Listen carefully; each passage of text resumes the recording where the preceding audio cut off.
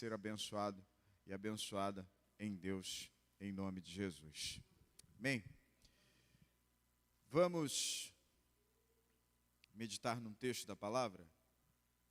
Ô Tiago, você pode, se você não estiver cansado, pode tocar. Nos ajude aí.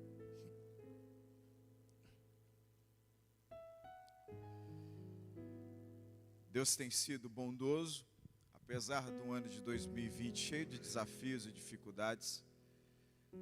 Deus tem se revelado em nossa vida e eu acredito que nessa casa não foi diferente.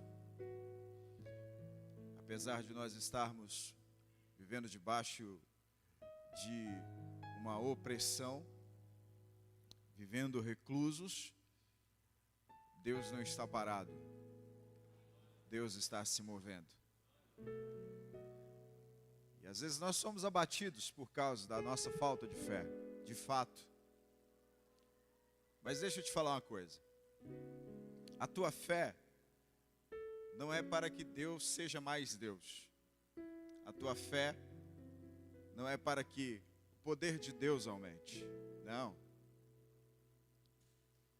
Porque se Deus precisasse da tua fé para se mover, o Gênesis não teria acontecido.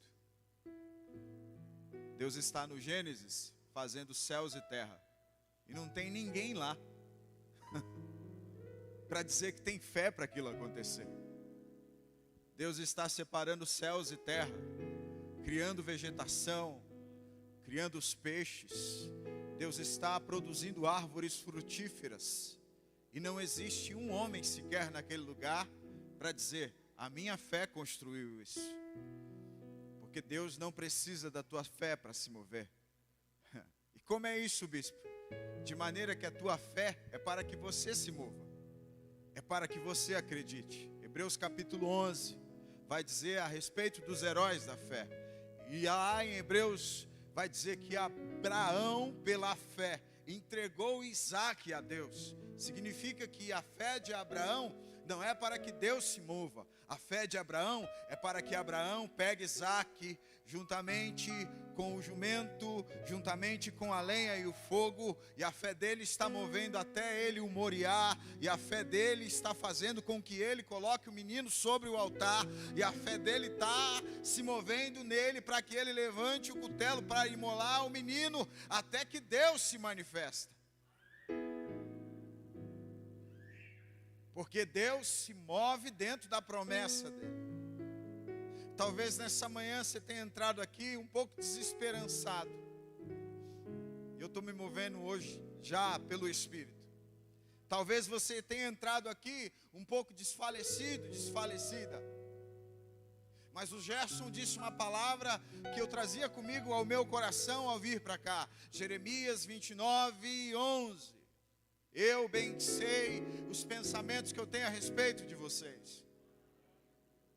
E aí quando nós olhamos para o contexto do momento que Deus diz essa palavra, você vai perceber que Ele está dizendo essa palavra para um povo que está cativo na Babilônia, para um povo que perdeu a casa, para um povo que perdeu a família, para um povo que viu os seus filhos sendo mortos, para o povo que viu a sua ascendência e a sua descendência serem destruídas, para um povo que saiu de Jerusalém e foi a pé até a Babilônia. No meio do caminho pessoas morreram, no meio do caminho houve guerra, sofrimento, tristeza e dor. Um povo que entra na Babilônia e é obrigado a esquecer suas raízes, a esquecer a sua língua, dialeto, a esquecer o seu próprio nome. Um povo que está sendo nutrido pelos pensamentos de morte, pelos pensamentos de abandono, e psicologicamente falando, os seus pensamentos que são construídos são resultados dos seus últimos momentos de vida.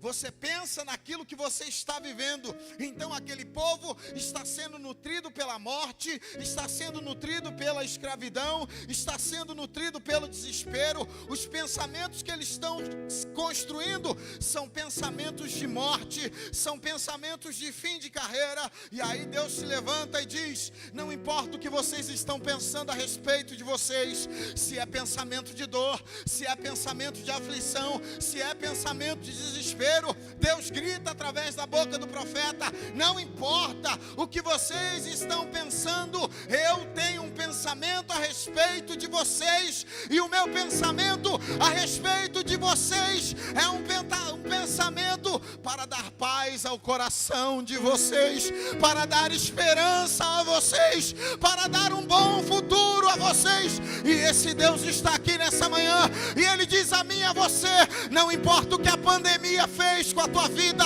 não importa o que a pandemia fez com a tua casa, com o teu celeiro, existe um Deus que te chamou, que te escolheu, e o projeto desse Deus não caiu por terra. O projeto desse Deus continua vivo. Aleluia! O projeto dele não mudou, continua o mesmo. Me permita fluir dentro do Espírito Santo nessa manhã, porque você pode vencer todas as barreiras da tua vida, mas se você não vencer a barreira do complexo de inferioridade,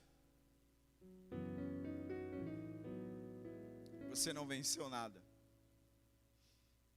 Porque quando nós falamos da inferioridade, nós falamos de uma autoimagem, ou seja, a sua própria imagem, que você mesmo construiu a respeito de você. A inferioridade nada tem a ver com fatos. A inferioridade tem a ver com aquilo que você pensa sobre você mesmo. De maneira que existem pessoas que enfrentam fatos trágicos, caóticos, mas mesmo assim elas continuam vivendo, avançando e guerreando, porque ela mesmo disse para ela, como diz Provérbios 23:7, aquilo que imagina o teu coração, aquilo que imagina a sua alma é. Se você disser a você que você é filho de Deus, filha de Deus, será. Se você disser que você perdeu, como assim? E não importa se Deus falar sobre essa palavra, se você não acreditar, se você não crer, se você não internalizar, isso não vai fazer sentido. De fato, a inferioridade é a construção a respeito de si mesmo que você fez com o passar dos anos. É a subjetividade que você construiu em você mesmo. A inferioridade nasce a partir do seu histórico de vida, a partir da sua infância, a adolescência. Talvez anos passados, ou talvez na sua infância, as pessoas te rotularam com palavras depreciativas, e isso você trouxe a vida inteira. Talvez a vergonha de uma posição social, talvez a dificuldade de lidar com a própria imagem física, e você trouxe isso com o passar dos anos, e isso foi se acumulando dentro de você, e hoje você está aprisionado, aprisionada. E sabe quem é o carcereiro dessa prisão? Você mesmo. Não é o diabo. Quando falamos de inferioridade, não estamos falando daquilo que Satanás está fazendo com você. Quando falamos de inferioridade, estamos falando dos castigos que você traz para você mesmo. Daquelas coisas que você costuma sofrer quando de madrugada, ao invés de dormir, você rola de um lado para o outro na cama, pensando das suas fragilidades, pensando o quanto você é vítima, o quanto você é coitado, o quanto você é feio, o quanto você é pobre, o quanto você é negro, o quanto você não tem habilidade.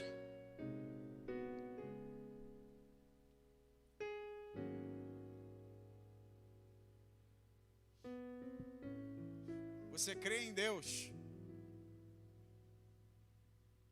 mas não crê em você mesmo. Como assim, pastor? Pedro, quando vê Jesus andando sobre as águas, ele diz: Senhor, se é tu mesmo, manda que eu vá até a ti. De fato era Jesus, de fato havia uma palavra, de fato havia uma vontade de Cristo sendo exercida sobre o Pedro. Mas quando ele sai do barco em direção a Jesus, ele para no caminho e olha para as águas. E naquele momento, não é que ele não crê que é Jesus, porque de fato era Jesus. Não é que ele não crê no sentimento que Jesus tinha a respeito dele. Naquele momento ele olha para ele, para as limitações dele, e ele não acredita que ele pode. Diferente de Davi, que ao olhar o filisteu Golias de um lado, do outro ver um exército inteiro neutralizado, paralisado, estagnado, porque estavam vivendo um momento baseado no que viam. Mas Davi não, entra por aquelas fileiras e ele logo se coloca na posição de que aquele filisteu não estava afrontando ao exército ou a Davi, aquele filisteu afrontava o próprio Deus. Então Davi se coloca na posição de filho, e quando você entende que você é filho do Eterno, filha do Eterno, filho do Altíssimo, você nesse exato momento começa a caminhar dentro da eternidade, você começa a caminhar dentro da vontade de Deus, e Davi compreende isso, e Davi não olha para aquilo que ele é, Davi não olha para o seu tamanho, Davi não olha para os seus recursos, Davi não olha para as suas ferramentas, Davi não olha para as suas armas, Davi simplesmente olha para Deus, e ele crê que em Deus ele pode derrubar o gigante. Ele crê que em Deus ele pode vencer. Ele crê que em Deus ele pode avançar. Então, quando nós falamos dessa inferioridade, nós falamos daquilo que você pensa sobre você. Nós falamos das comparações que você está habituado a fazer em relação aos outros. E como machuca isso às vezes, né? Quando você olha para o lado e você percebe que alguém está fluindo melhor, que alguém está rompendo, que alguém está vencendo, que alguém está sendo vitorioso, e você olha para a sua vida e você se compara. E aí você se torna inútil. Porque se você disser para você que você não pode, você não pode. Se você disser a você que você não vai, você não vai. E como a gente flui dentro desse caminho? Primeira coisa, você precisa entender o que Deus fez na sua vida. Você precisa entender o que o Senhor fez e está fazendo na tua vida. Você precisa entender que a sua nova identidade em Deus, ela não está marcada por aquilo que você viveu. A sua nova identidade em Deus está marcada pelo sangue de Jesus. A sua nova identidade em Deus não está marcada pelos traumas da tua vida, não está marcada pelas falências da tua história. A tua nova identidade em Deus está marcada por aquilo que Jesus fez na cruz do Calvário.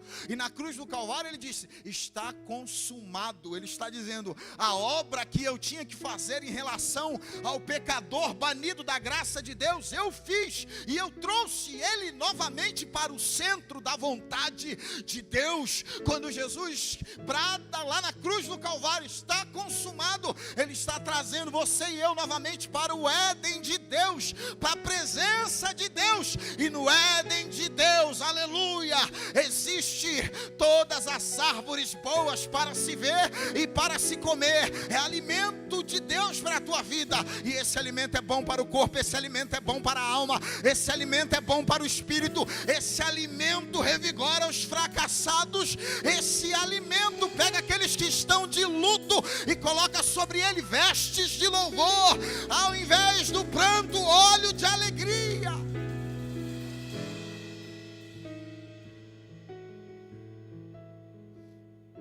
A presença de Deus me transforma. Tudo aquilo que Deus toca se torna extraordinário.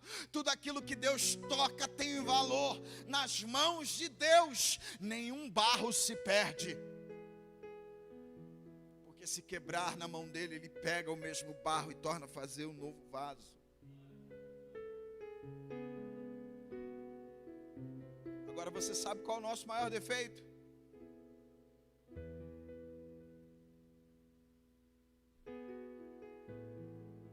Quando a gente fica aprisionado dentro de uma mentalidade teimosa, que insiste em viver no passado. Olha Moisés.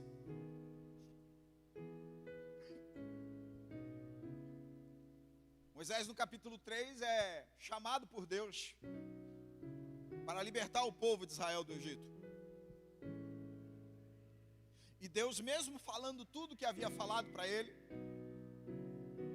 que o povo o ouviria, que o povo o seguiria, que ele estava com Moisés, Moisés olha para trás. De maneira que ele diz ao Senhor: eles não vão me ouvir. E Deus dá sinais a Moisés de que de fato Deus o acompanharia. O sinal da vara, o sinal na lepra. Mas Moisés ainda insiste. Agora Moisés olha para a sua dificuldade na fala. E Deus continua insistindo com ele, dizendo: eu colocarei as palavras na tua boca. E Moisés, não contente com isso, ainda continua olhando para trás. Porque lá atrás, outrora, Moisés havia fracassado.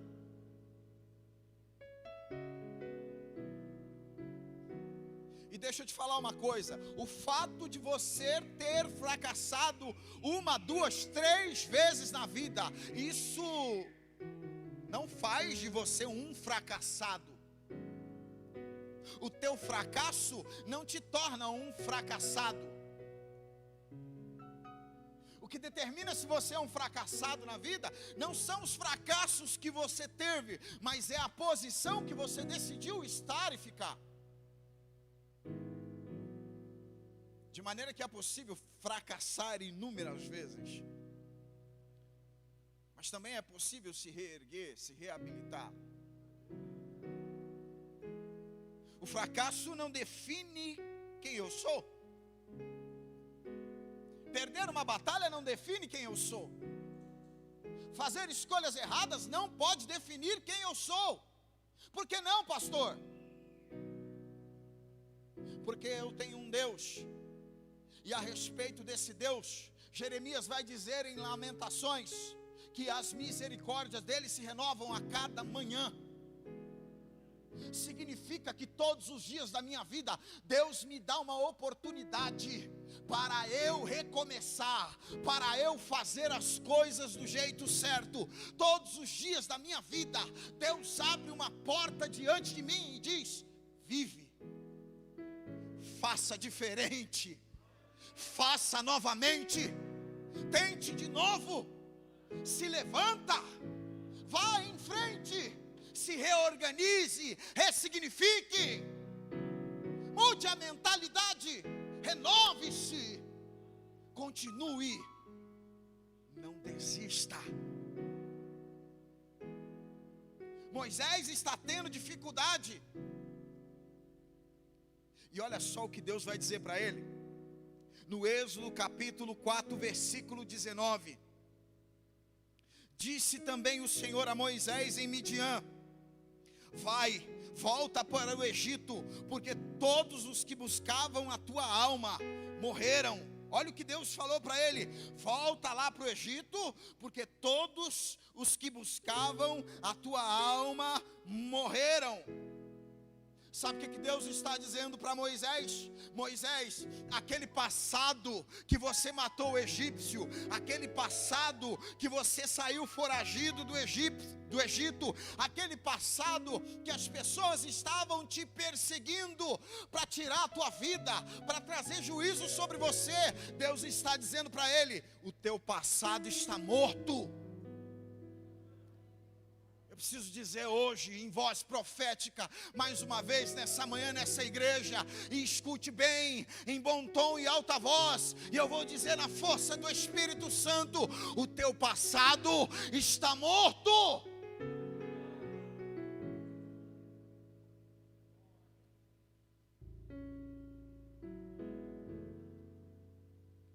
E não dá para andar com aquilo que está morto. Porque andar com aquilo que está morto é cansativo. Andar com aquilo que está morto é cheirar mal entre as pessoas.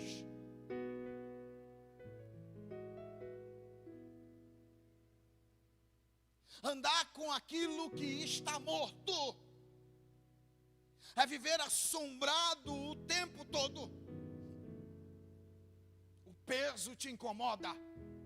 O cheiro te incomoda, o olhar das pessoas te incomoda, porque afinal de contas, você está andando com um peso morto sobre os seus ombros.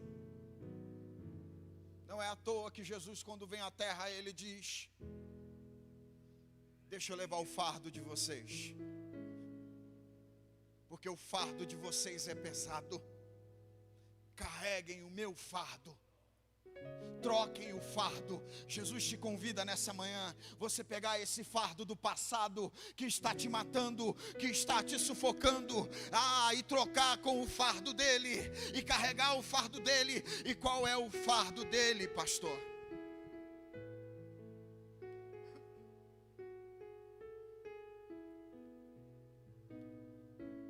Qual é o fardo dele?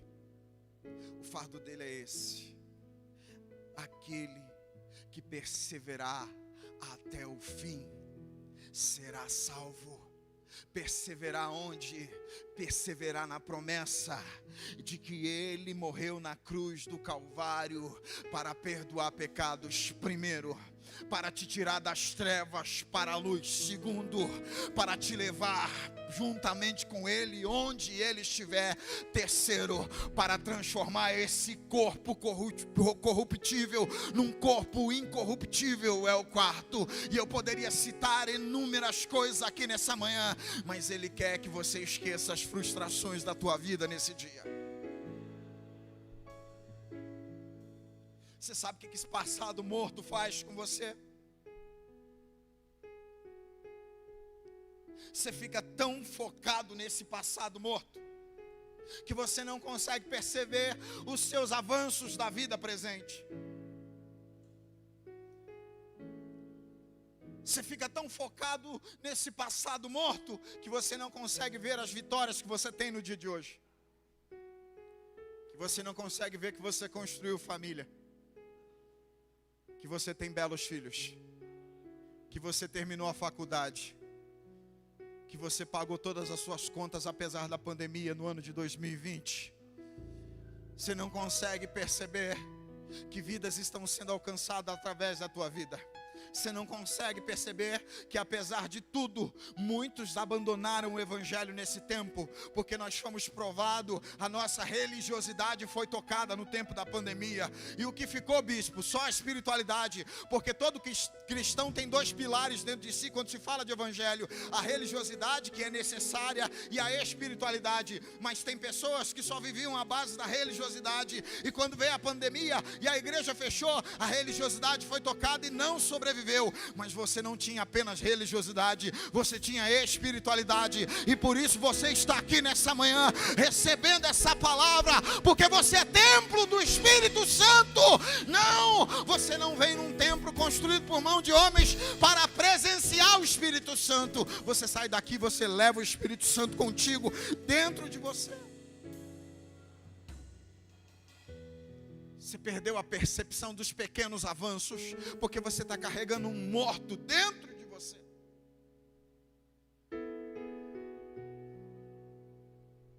Olha quantos vales você atravessou.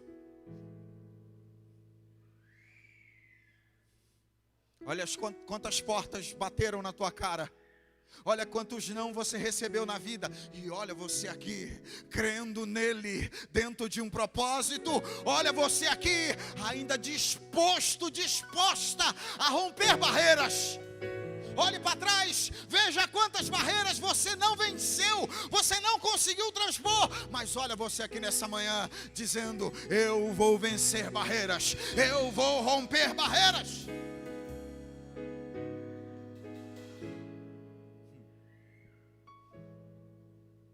Você é mais extraordinário e extraordinária do que você pensa.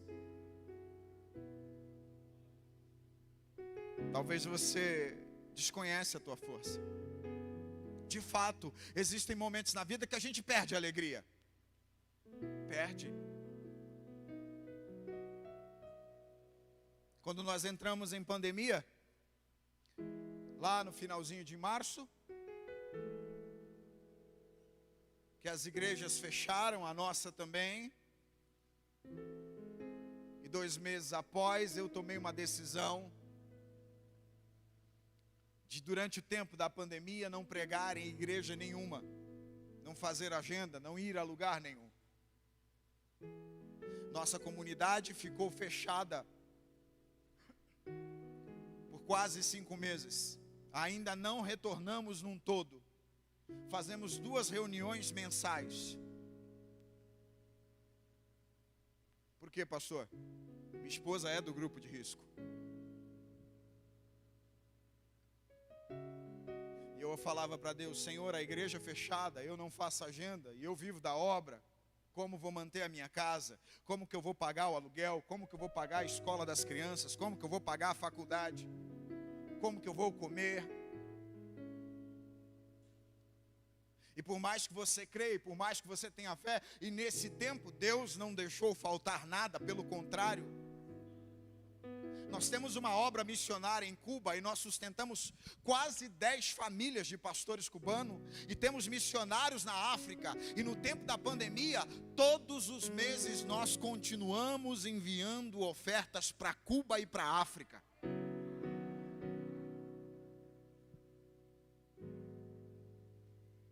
Mas não tem como, quando a sua rotina de vida muda, você não viver tempos de esgotamento.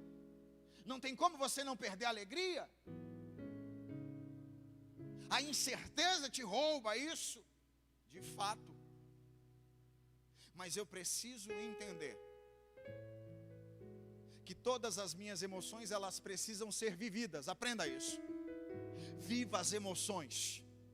Se tiver que chorar, chore. Para com esse negócio. Eu não choro, eu sou forte, eu sou valente. Se tiver que chorar, chore. Jesus não teve problema de chorar diante do túmulo do Lázaro. Não teve problema de chorar diante das pessoas. E Jesus não chorou diante de um ciclo íntimo, ele chorou diante de todos, a ponto das pessoas perceberem que ele estava batido na alma. Por que você não quer chorar? E por que você tem medo de se sentir frágil? E por que você tem medo de demonstrar vulnerabilidade? Aí você fica tumultuando esse monte de coisa dentro de você, e depois você morre, e ninguém consegue explicar por que você morreu. Deixa de ser besta, desculpa a expressão. Mas se precisar chorar, chore. Coloca para fora. As pessoas à tua volta precisam compartilhar das suas emoções. Elas precisam saber como você se sente. Você sabe um problema nosso? Existem pessoas que querem um tempo todo demonstrar que são inteligentes, que são boas. Mães que carregam a vida toda os fardos dos filhos. Pais que às vezes passam por aperto e não têm coragem de procurar ninguém, porque ele é o bom.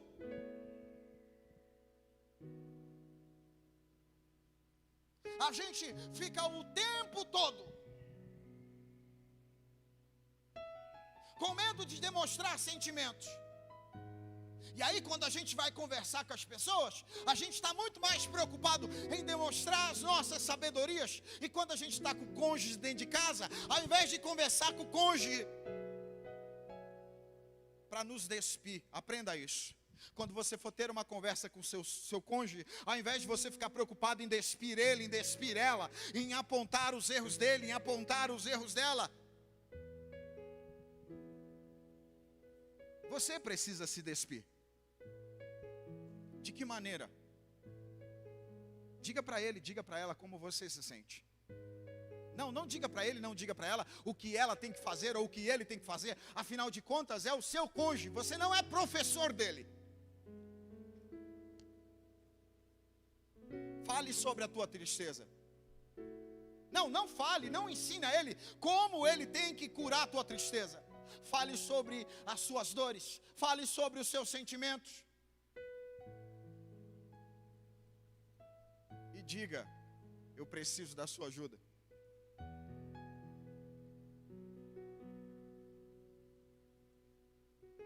Se tiver que chorar, chore. Até ficar nervoso é natural, irmãos. São coisas inerentes ao ser humano. A Bíblia fala, ira, mas não peque.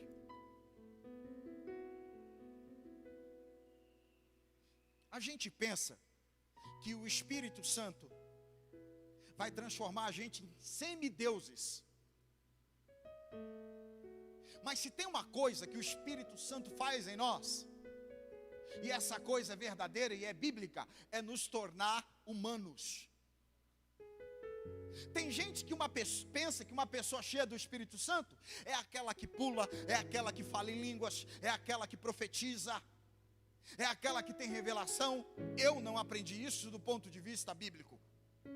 Porque uma pessoa cheia do Espírito Santo, Gálatas, ama. Uma pessoa cheia do Espírito Santo é alegre. Uma pessoa cheia do Espírito Santo é benevolente, é bondosa, é longânima. Quer mais humanidade do que isso? Quanto mais cheio do Espírito Santo, mais humano Deus vai te fazer. Quanto mais cheio do Espírito Santo, mais generoso Deus vai te fazer. O Gerson disse uma coisa muito importante aqui nessa manhã, que ele sonha com o tempo, e eu também, que nós só temos que falar, vamos ofertar. Porque uma pessoa cheia do Espírito Santo, duas coisas lideram a vida dela. Primeiro, gratidão. Segundo, generosidade. Não vem falar para mim que você é cheio do Espírito Santo porque você fala em línguas. Porque falar em línguas não é fruto do Espírito, é dom do Espírito. E dom, deixa eu te falar uma coisa bíblica. Dom, você não gera. Dom você pede. Está na Bíblia. Dom você busca. Agora, fruto, primeiro tem que estar enraizado.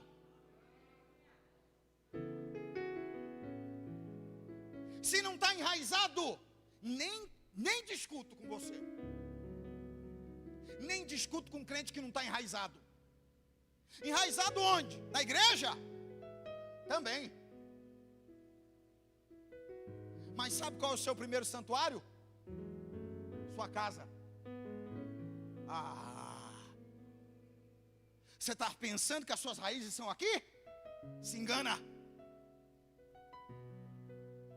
Ontem recebi uma mensagem de uma pessoa lá do Nordeste pedindo ajuda. Está pensando em deixar o casamento, mas quer continuar cuidando de igreja. Queria meu conselho. Deve ter se arrependido. Não faz sentido ser para a igreja e não ser para minha casa. A igreja não é minha noiva, é noiva do Cordeiro. Minha noiva está em casa, com 2 pencas do lado dela.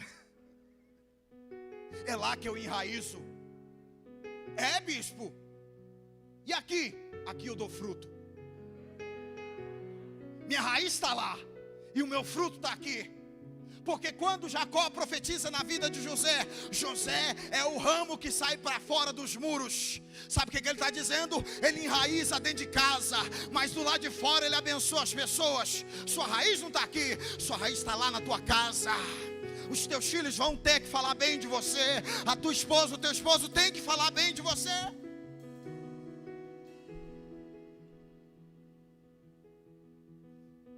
O Espírito Santo te torna humano. E o Espírito Santo faz uma coisa extraordinária em nós.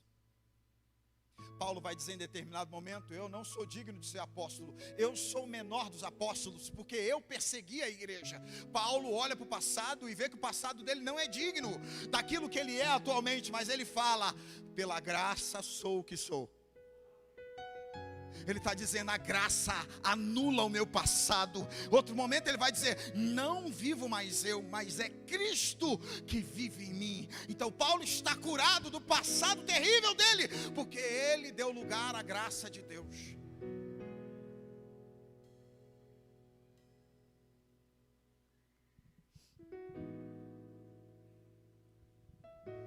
Eu nem sei até que hora que eu posso ir.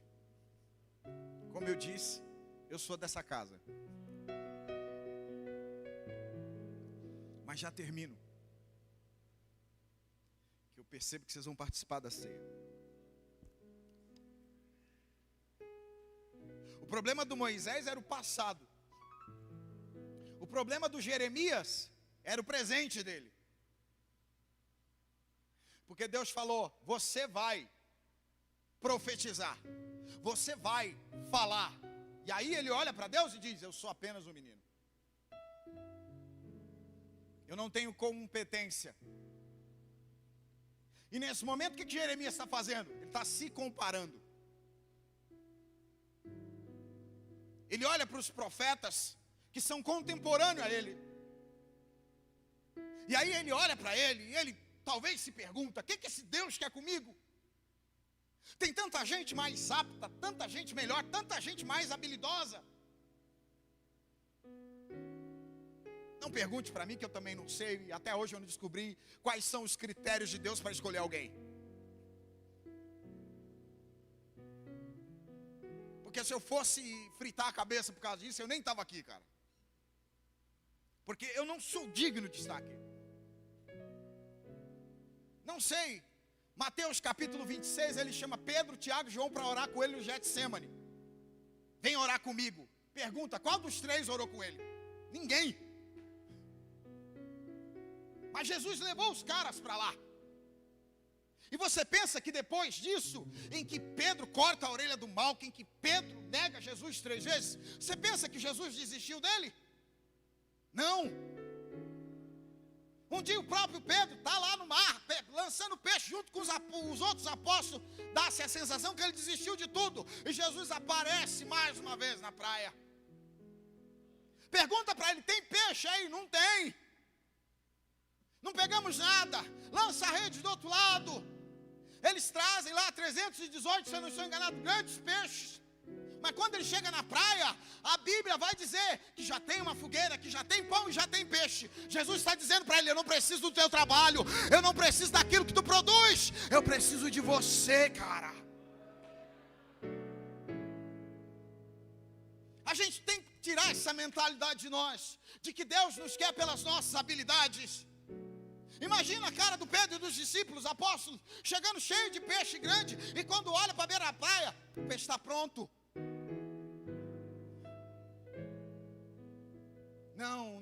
Não são as nossas habilidades que nos trouxeram aqui nessa manhã. De fato, tem gente aqui que não tem habilidade nenhuma.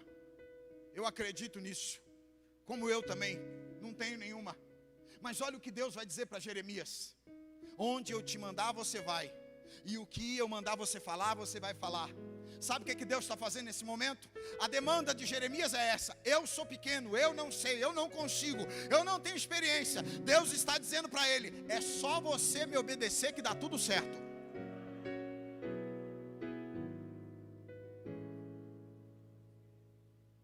Sabe por quê, queridos? Existem momentos na vida que a tua obediência vai substituir a tua habilidade. Porque relação com Deus é sobre obediência. Não é sobre nada além disso. É sobre crer e obedecer.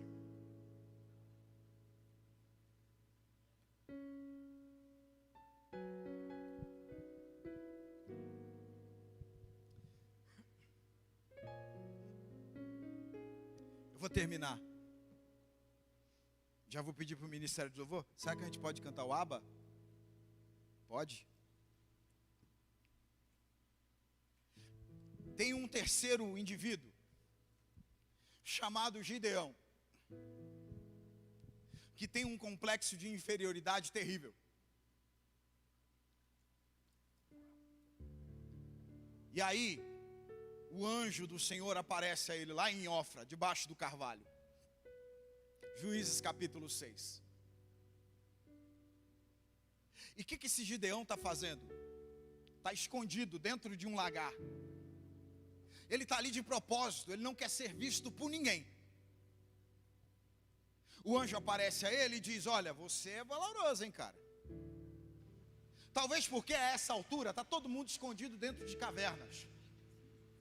E tem uma coisa implícita no texto que é magnífica, porque o texto vai dizer que os israelitas semeavam, mas quando chegava o tempo da colheita, dizia que os amalequitas e os medianitas e os povos de Oriente entravam naquela terra e destruíam tudo. Agora, uma pergunta a se fazer: como é que o Gideão conseguia salvar a colheita dele? Essa é uma resposta que eu vou dar um outro dia. A gente tem que deixar a porta aberta, né? Agora, dentro do complexo da inferioridade do Gideão, o anjo fala para ele: você tem valor. Ele fala: eu não. O anjo fala para ele: você é corajoso. Aí ele se compara.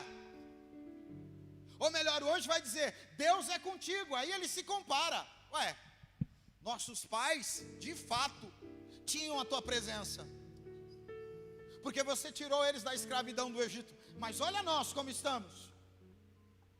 E o anjo insiste nele. E ele continua dizendo: mas eu sou o menor da minha casa, a minha família é a mais pobre.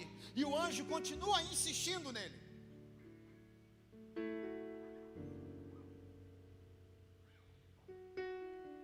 Sabe o que é extraordinário nesse momento? E aí é um pensamento meu. Porque o anjo, ou melhor, Deus já havia, alguns versículos atrás, usado um profeta para falar com todo o povo. Um profeta falou com todo o povo. E Deus disse: olha, vocês desobedeceram. Ponto. Só que Gideão, Deus, a teofania divina, o anjo do Senhor, a saber teologicamente o próprio Cristo, aparece a ele de forma corpórea. Não é um profeta. Sabe o que me atrai em Gideão? É que eles estão 7 anos debaixo de um jugo, semeando e sendo roubado. 7 anos. Sabe o que me atrai em Gideão? 7 anos depois ele ainda está entrando dentro do lagar. Ele ainda está protegendo a sua colheita.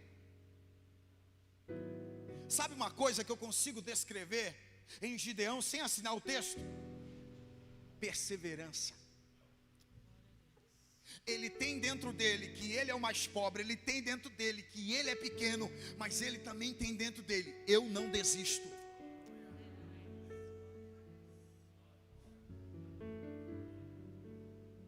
Porque tem horas que Deus não quer que você faça sair raios da tua mão.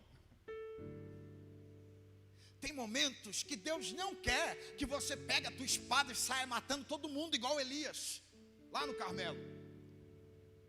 Deus só quer que você fique firme. Paulo vai dizer isso, capítulo 6 de Efésios, em relação às armaduras de Deus. Tomai posse de toda a armadura de Deus para que estejais firmes. A armadura não é para você vencer, a armadura não é para você lutar, a armadura é para você ficar firme.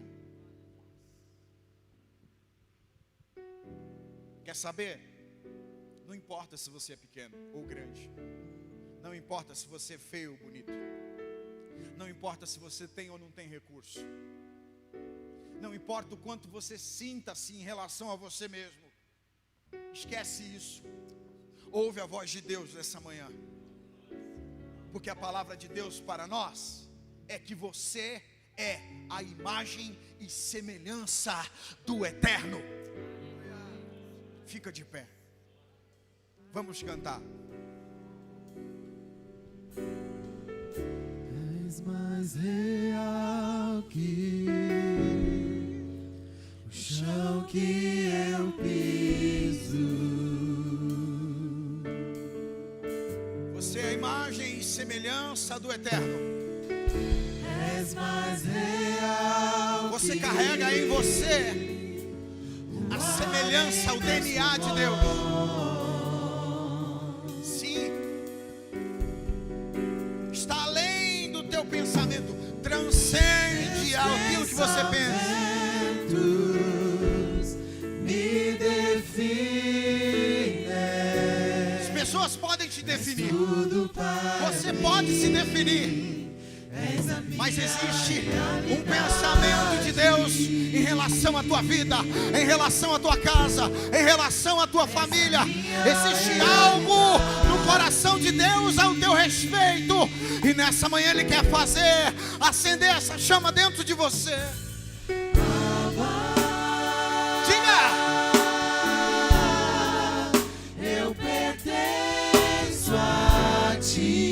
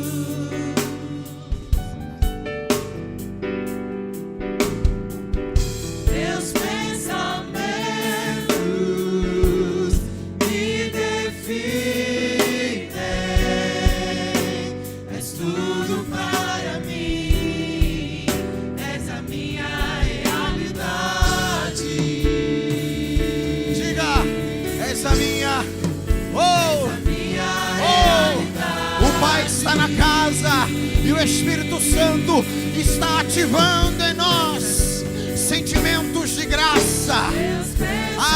Tudo aquilo que é bom, tudo aquilo que é reto, tudo aquilo que é verdadeiro, tudo aquilo que tem louvor, tudo aquilo que é para a glória de Deus. O Espírito Santo está ativando em nós nesta manhã.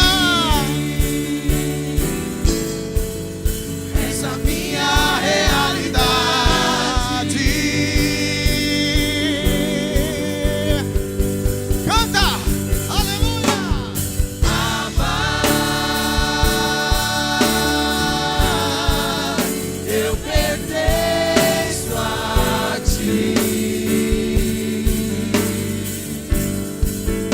Oh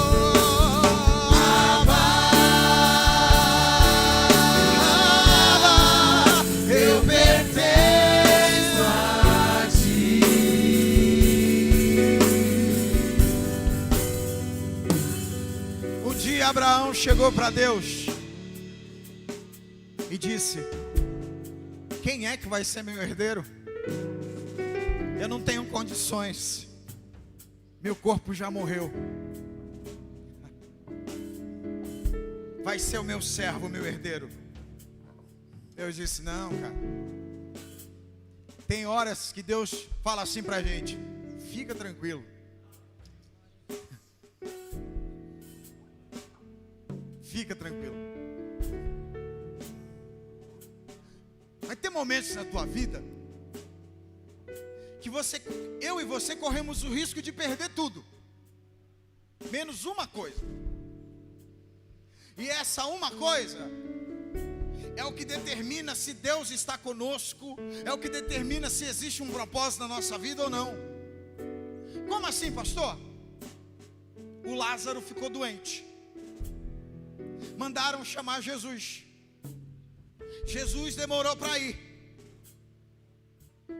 E porque Jesus demorou para ir, o que era um probleminha se tornou um problemão. Tem hora que Jesus deixa um probleminha virar um problemão de fato. Porque às vezes um probleminha não ensina, um probleminha não revela a graça dele, não revela a glória dele. O problemão sim. Aí, o Lázaro morreu, perdeu a vida, perdeu a casa, perdeu a família, perdeu a luz, está numa sepultura. Se não bastasse, está se decompondo, cheirando mal. Mas a Bíblia é enfática em dizer que Lázaro morto, cheirando mal, em decomposição, que perdeu a casa, que perdeu a família, que perdeu os bens, ainda assim é amigo de Jesus. Porque Jesus não deixa de ser o nosso amigo por causa das nossas perdas. Perder não significa que Deus foi embora. Tira esse conceito da tua cabeça. Ensinaram o evangelho em algum momento que crente não perde, que crente não cai, que crente não fale. Não. Ah, Deus não está comigo. Por quê? Porque eu perdi tudo. Olha o Lázaro, perdeu tudo, literalmente. A vida está se decompondo, mas tem uma coisa que ele não perdeu. O que, bispo? Jesus chegou diante do túmulo e disse: Lázaro, sai para fora. E o Lázaro, ouviu. De maneira que você pode perder tudo. Não fique preocupado. Sabe quando você tem que ficar preocupado? É quando você perde a capacidade de ouvir Deus. Quando eu perco a capacidade de ouvir Jesus, eu fico preocupado. Ele não está falando, eu não estou ouvindo. O que está acontecendo? É isso. Sabe por quê? Não foram os bens do Lázaro que tiraram ele para fora do túmulo. Não foi a família do Lázaro que tirou ele para fora do túmulo. Foi o fato dele ouvir a voz de Jesus. E não importa se o couro está comendo, se a guerra está estralando, mas se Deus está falando, amém. Ele está falando, eu estou ouvindo, eu estou compreendendo. Não importa se está no deserto, não importa se você está na luta, não importa se está havendo perdas, Deus está falando. Você veio aqui nessa manhã, o teu coração ardeu, significa que Ele falou contigo.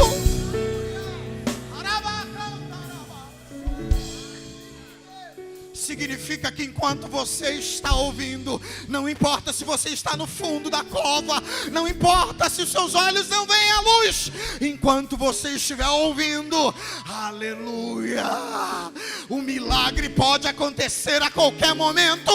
Enquanto você estiver ouvindo, a luz pode raiar a qualquer momento.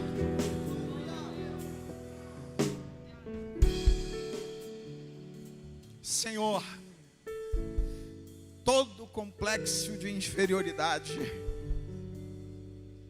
todo passado morto que estamos carregando, ó Deus, eu repreendo nessa manhã em nome de Jesus. toda prisão da alma que deprime, que gera ansiedade, que angustia, nós repreendemos nessa manhã como igreja, em nome de Jesus. Porque eu estou caminhando na eternidade, porque essa igreja já está caminhando na eternidade, e quem está na eternidade não é limitado pelo passado, presente e o futuro, porque na eternidade não existe passado, presente e futuro. Você está dentro da eternidade, aleluia, em nome de Jesus. Receba libertação na tua mente, receba libertação na tua alma, receba, aleluia, a libertação em nome de Jesus agora.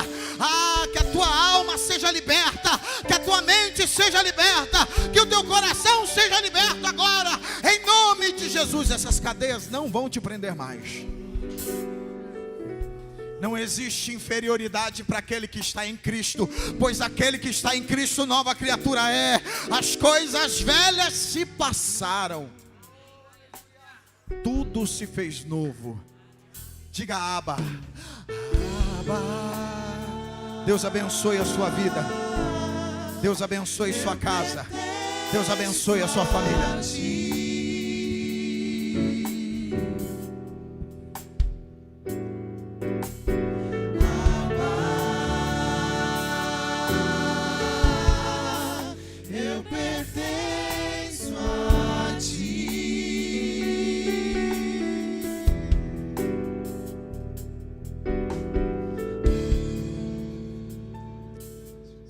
Você pode aplaudir o Senhor se seu coração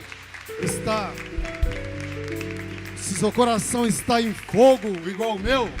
Aplauda e glorifica, aplauda e glorifica. Oh, meu Deus.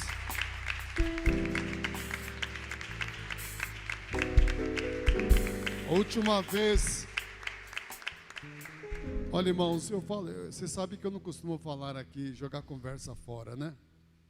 Às vezes não, né? Às vezes sim, melhor dizendo. Mas não sempre. A última vez que eu conversei com o Bispo Cosme, assim pessoalmente, foi